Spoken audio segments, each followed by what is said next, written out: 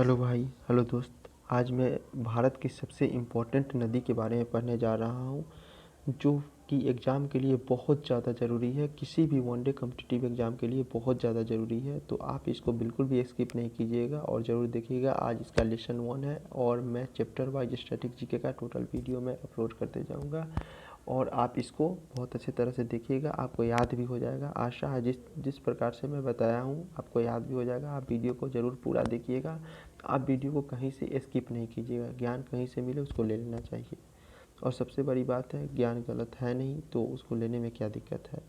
और बात, अगर वीडियो बहुत अच्छा लगता है आप पूरा वीडियो देखिए। अगर वीडियो बहुत अच्छा लगता है तो फिर आपके ऊपर डिपेंड है आपको क्या करना है।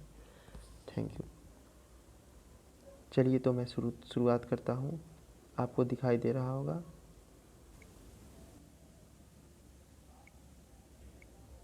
तो चलिए बात कर लेते हैं पहले गोमती नदी के बारे में। गोमती नदी का उद्गम स्थान जो है वह उत्तर प्रदेश के पीलीभीत जिला से हुआ है। गोमती नदी गोमती नदी जैसा कि देख पा रहे होंगे। देखिए, एकदम माइंड लेके नहीं पढ़ना है, एकदम कूल माइंड में पढ़ना है, एकदम याद हो जाएगा सब कुछ अच्छे तरह से। गोमती नदी का उद्गम स्थल क्या है? उत्तर प्रदेश के पीलीभीत जिले से हुआ है। उत्तर प्रदेश की राजधानी लखनऊ जो है इसी नदी के किनारे बसा हुआ है और उत्तर प्रदेश में गाजीपुर नाम का एक शहर है जिसके निकट गंगा नदी में जाकर मिल जाता है। गंडक नदी की बात करते हैं। गंडक नदी इस नदी का उद्गम उद्गम नेपाल में हुआ है। इस नदी का उद्गम जो है, गंडक नदी का उद्गम जो है वो नेपाल में हुआ है। नेपाल तथा तिब्बत के जो बॉर्डर लाइन है उसके पर्वत श्रृंखलाओं से मिलके इस नदी का निर्माण हुआ है। वहीं से इसका उद्गम स्थल है, वहीं इसका मुहाना है। मुहाना भी कहते हैं उद्गम स्थल को। नेपाल में इस नदी को शालिग्राम कहा जाता है। नेपाल में इस नदी को क्या कहा जाता है? शालिग्राम तथा नारायणी नाम से जाना जाता है। उत्तर प्रदेश तथा बिहार की सीमा में रहते हुए ये नदी पटना के पास गंगा में मिलती है। पटना के पास कहाँ मिलती है? गंगा में मिल जाती है। चलिए अब आगे देख लेते हैं दूसरी नदी के बारे में। कोसी नदी का उद्गम स्थल जो है प्रारंभिक रूप से 7 धाराओं से हुआ, जो नेपाल, हिमालय तथा कंचनजंगा पर्वत से निकलती है। इन धाराओं में सबसे बड़ी धारा का नाम अरुणा है, जो माउंट एवरेस्ट के पास से निकलती है। बिहार के मैदानी भागों में बहते हुए यह नदी भागलपुर जिले के गंगा नदी में मिल जाती है। भागलपुर जिले में कहाँ? गंगा नदी में मिल जाती है। कोसी नदी अपने मार्ग परिवर्तन एवं भयंकर बाढ़ के लिए प्रसिद्ध है। यह प्रतिवर्ष बिहार में जन धन की अपार क्षति आती पहुंचाती है, इसलिए इसे बिहार का शोक कहा जाता है। कोसी नदी में बराबर बाढ़ आते रहता है, इसलिए इसे बिहार का शोक माना गया है कोसी नदी को। और भागलपुर के नज़दीक गंगा में जाकर मिल जाती है कोसी नदी। अब दामोदर नदी की बात करते हैं। दामोदर नदी का उद्गम स्थल जो है छदम छोटा नागपुर के पठार झारखंड स्थित पलामू पहाड़ी से हुआ है। यह झारखंड में बहती हुई पश्चिम बंगाल में प्रवेश करती है। झारखंड से लेकर पश्चिम बंगाल में प्रवेश कर जाती है तथा हुगली नदी में मिल जाती है। दामोदर नदी द्वारा पश्चिम बंगाल में बाढ़ से भारी तबाही होती है, इसलिए इसे पश्चिम बंगाल का शोक कहा जाता है। बिहार का शोक किसे कहते हैं? कोसी को कहते हैं। और बंगाल का शोक दामोदर नदी को कहते हैं। और आगे चलते हैं, यमुना नदी के बारे में जानते हैं। यमुना नदी गंगा नदी के प्रमुख सहायक नदी है। इस नदी का उद्गम उत्तराखंड में यमुनोत्री नामक ग्लेशियर से हुआ है। यमुनोत्री नामक ग्लेशियर से हुआ है। यमुना नदी के किनारे दिल्ली, मथुरा एवं आगरा जैसे बड़े शहर हैं। अगर पूछा जाए, एग्जाम में पूछा जाएगा आपसे दिल्ली किसके नज़दीक है, तो आपको बोलना है यमुना नदी के नज़दीक है।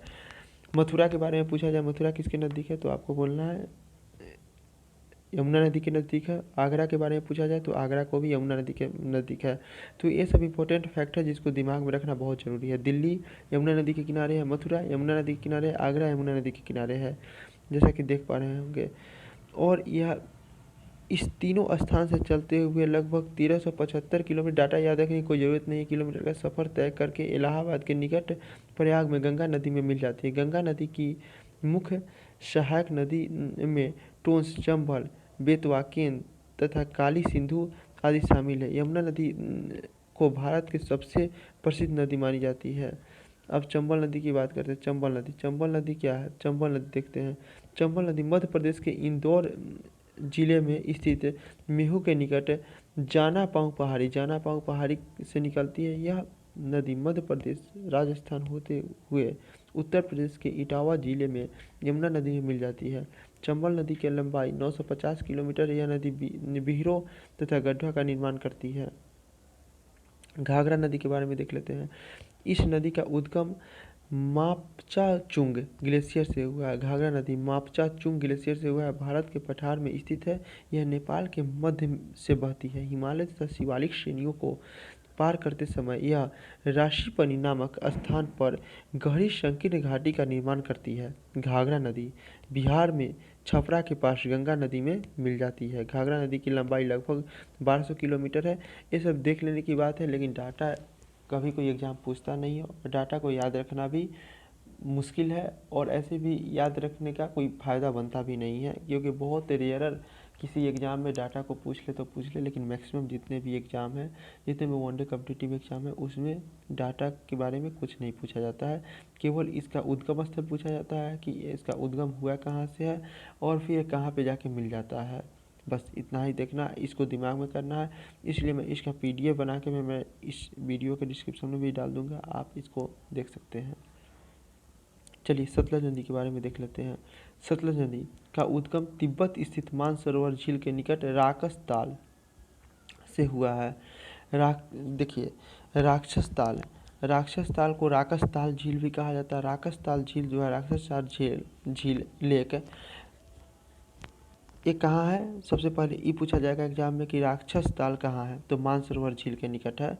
मानसरोवर झील के निकट है। और इससे कौन सी नदी का उद्गम स्थल है? तो सतलज नदी का उद्गम स्थल है तिब्बत में। यह नदी अपने उद्गम स्थल से इतना किलोमीटर दूर तय कर पाकिस्तान में चिनाब नदी में मिल जाती है। भारत में सतलज नदी की लंबाई 1050 किलोमीटर है। प्रसिद्ध भाखड़ा नांगल बांध सतलज नदी पर ही बनी है। गंगा नदी के बारे में जान लेते हैं। गंगा नदी जो कि भारत की सबसे लंबी नदी है, तो इसके बारे में जानना भी बहुत ज़रूरी है। देख लीजिए, गंगा नदी का उद्गम उत्तराखंड के गोमुख हिम नदी के निकट गंगोत्री ग्लेशियर से हुआ है। वास्तव में अलकनंदा तथा भागीरथी के देवप्रयाग में मिलने पर यह नदी गंगा नदी कहलाती है। इलाहाबाद के निकट गंगा से यमुना मिलती है, जिसे संगम या प्रयाग कहा जाता है, और संगम या प्रयाग के ही कारण इलाहाबाद का नाम प्रयागराज रखा गया है। गंगा नदी दक्षिण पूर्व की ओर बहते हुए बांग्लादेश में प्रवेश करती है। इसे पद्मा कहा जाता है। बांग्लादेश में समुद्र में मिलने से पहले ब्रह्मपुत्र नदी में मिलती है, तो इसका नाम मेघना भी हो जाता है। जब गंगा नदी बांग्लादेश में ब्रह्मपुत्र से मिलती है, इसका नाम गंगा नदी का मेघना हो जाता है। कहाँ पे? बांग्लादेश में मेघना नाम हो जाता है। ठीक है। गंगा नदी पश्चिम बंगाल में विश्व प्रसिद्ध सुंदरबन डेल्टा का निर्माण करती है। गंगा नदी की प्रमुख सहायक नदी यमुना, सोन, गंगा, घाघरा, कोसी, गंडक इत्यादि है। रावी नदी के बारे में बात करते हैं। रावी नदी हिमाचल प्रदेश के रोहतांग दर्रा, रावी नदी यहाँ पे दिख रहा होगा। रावी नदी यहाँ पे, अब इसकी बात कर लेते हैं। अब देखिए, रावी नदी हिमाचल प्रदेश के रोहतांग दर्रा से निकलती है एवं पाकिस्तान के मुल्तान के समीप चिनाब नदी में मिल जाती है। रावी नदी कहाँ मिल जाती है? चिनाब नदी में मिल जाती है। किस जगह में? पाकिस्तान के मुल्तान के नज़दीक चिनाब नदी में मिल जाती है। और कहाँ से निकलती है रावी नदी? सबसे बड़ी बात कि निकलती कहाँ से और मिलती कहाँ है, किस जगह पे मिलती है, इसको ध्यान देना बहुत ज़रूरी है। रावी नदी निकलती है हिमाचल प्रदेश के रोहतांग दर्रा से निकलती है और पाकिस्तान के मुल्तान के समीप चिनाब नदी में मिल जाती है। चलिए सिंधु नदी के बारे में बात कर देते हैं। सिंधु नदी को इंडस नदी भी कहा जाता है। इस नदी का उद्गम तिब्बत स्थित मानसरोवर झील से हुआ है। सिंधु नदी तिब्बत, भारत और पाकिस्तान में बहती हुई अरब सागर में मिल जाती है। सिंधु नदी का कुल लंबाई 2880 किलोमीटर है। भारत में 992 किलोमीटर लंबी है। सिंधु नदी की प्रमुख सहायक नदी झेलम है, चेनाब है, रावी है, ब्यास और सतलज है। सिंधु नदी की प्रमुख सहायक नदी के बारे में देख लीजिए क्या है। सिंधु नदी की सहायक नदी के बारे में आप जैसा कि देख पा रहे होंगे, यहाँ पे आपको दिखाई देता होगा सिंधु नदी की सहायक नदी क्या है। सिंधु नदी की प्रमुख सहायक नदी झेलम, चेनाब, रावी, ब्यास एवं सतलज है। सिंधु नदी के बारे में बहुत अच्छी तरह से जान लीजिए, देख लीजिए इसको क्या है क्या नहीं। झेलम नदी। झेलम नदी का उद्गम कश्मीर घाटी की शेषनाग झील के वेरीनाग नामक स्थान से हुआ है। झेलम नदी का उद्गम कश्मीर घाटी के शेषनाग झील के वेरीनाग नामक स्थान से हुआ है। बुरल झील में मिलने के बाद यह पाकिस्तान में प्रवेश करती है तथा चेनाब नदी में मिल जाती है। झेलम नदी की कुल लंबाई 724 किलोमीटर है तथा भारत में इसकी लंबाई 400 किलोमीटर है। डाटा इम्पोर्टेंट नहीं है, डाटा को स्किप कर सकते हैं। ब्यास नदी के बारे में जानते हैं। ब्यास नदी, इस नदी का उद्गम रोहतांग दर्रे, रोहतांग पास, ब्यास कुंड से हुआ है। हिमाचल प्रदेश के निकट रोहतांग दर्रा, रोहतांग पास के ब्यास कुंड से हुआ है। यह कुल लंबाई 470 किलोमीटर तय करते हुए पंजाब में सतलज नदी में जाकर मिल जाती है। कहाँ पे मिलती है दोस्तों? सतलज नदी में जाकर मिल जाती है ब्यास नदी। चेनाब नदी के बारे में बात करते हैं। चेनाब नदी, चेनाब नदी हिमाचल प्रदेश के लाहौल बारालाचा दर्रे, लाहौल बारालाचा दर्रे से चलती है। यह पीर पंजाल के समानांतर बहते हुए किश्तवाड़ के निकट पीर पंजाल में गहरा गार्ज बनाती है। भारत में चेनाब नदी की लंबाई 1880 किलोमीटर है। यह पाकिस्तान में जाकर सतलज नदी में मिल जाती है। कावेरी नदी की बात करते हैं। कावेरी नदी, कावेरी नदी का उद्गम स्थल, चलिए देख लेते हैं कावेरी नदी के बारे में। कावेरी नदी का उद्गम स्थल कहाँ पे है, कहाँ पे है इसको देख लेते हैं। सबसे पहले कावेरी नदी का उद्गम कर्नाटक राज्य के कुर्ग जिले में स्थित ब्रह्मगिरी की पहाड़ी से हुआ है। कावेरी नदी में प्रसिद्ध शिव समुद्रम जलप्रपात स्थित है और ये जाकर बंगाल की खाड़ी में मिल जाती है। कावेरी नदी के बारे में अच्छे तरह से फैक्ट याद रखिए। कावेरी नदी का उद्गम स्थल कहाँ है? कावेरी नदी का उद्गम स्थल कर्नाटक राज्य के कुर्ग जिले में स्थित है और यह उद्गम कहाँ से होती है? ब्रह्मगिरी पहाड़ी से उद्गम होती है और जाकर बंगाल की खाड़ी में मिल जाती है। आगे चलते शिप्रा नदी के बारे में जानते हैं। शिप्रा नदी मध्य प्रदेश के इंदौर जिले में स्थित काकरी बर्डी पहाड़ी से निकलती है। कौन से पहाड़ी से? काकरी बर्डी पहाड़ी से। काकरी बर्डी पहाड़ी से निकलती है। इस नदी के किनारे उज्जैन का विश्व प्रसिद्ध महाकालेश्वर मंदिर स्थित है, जहां प्रत्येक 12 वर्ष में कुंभ मेला लगता है। माही नदी अरावली पर्वत श्रृंखला से होता है।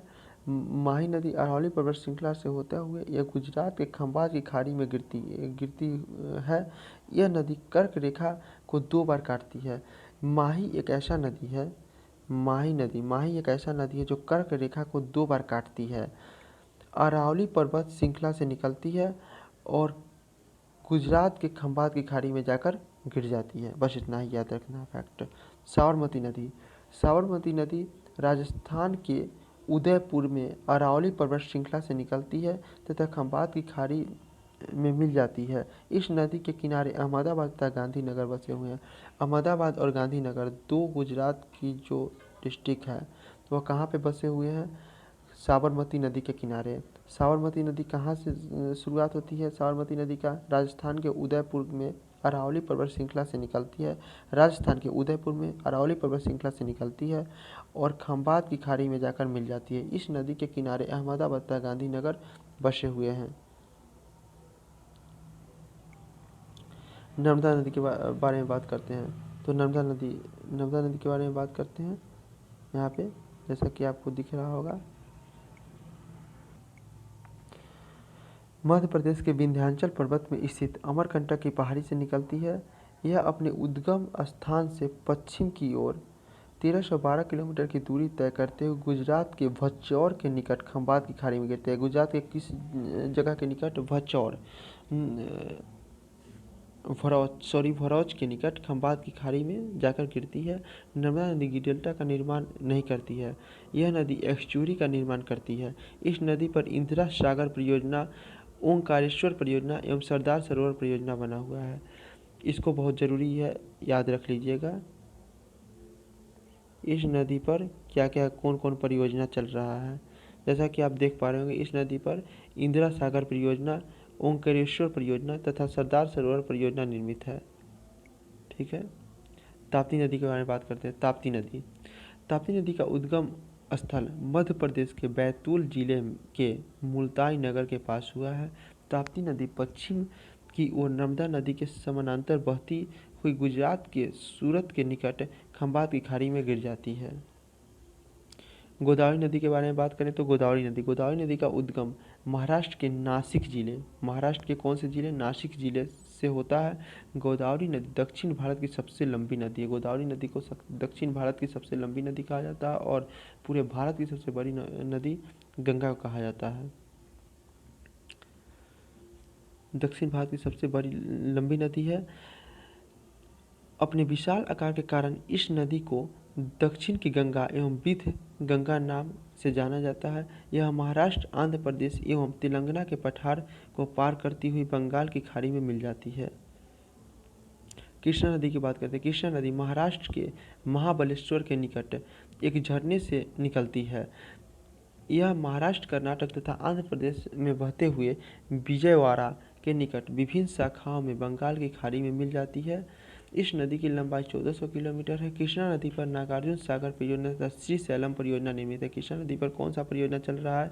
नागार्जुन सागर परियोजना तथा श्रीशैलम परियोजना निहित है कृष्णा नदी पर अभी चल रहा है। नागार्जुन सागर परियोजना तथा श्रीशैलम परियोजना कृष्णा नदी पर निर्मित है। बेतवा नदी का उद्गम मध्य प्रदेश से होता है। यह रायसेन जिले में स्थित कुमार गांव के निकट विंध्याचल पर्वत से निकलती है। यह उत्तर प्रदेश के हमीरपुर जिले में यमुना नदी में मिल जाती है। इस नदी पर माटी टीला एवं राजघाट बांध निर्मित है। महानदी के बारे में बात करते हैं। महानदी का उद्गम छत्तीसगढ़ राज्य के रायपुर जिले में स्थित सिहावा पहाड़ी से होता है। यह नदी छत्तीसगढ़ एवं उड़ीसा राज्य में बहती हुई बंगाल की खाड़ी में गिर जाती है। इस नदी पर उड़ीसा राज्य में प्रसिद्ध हीराकुंड बांध है।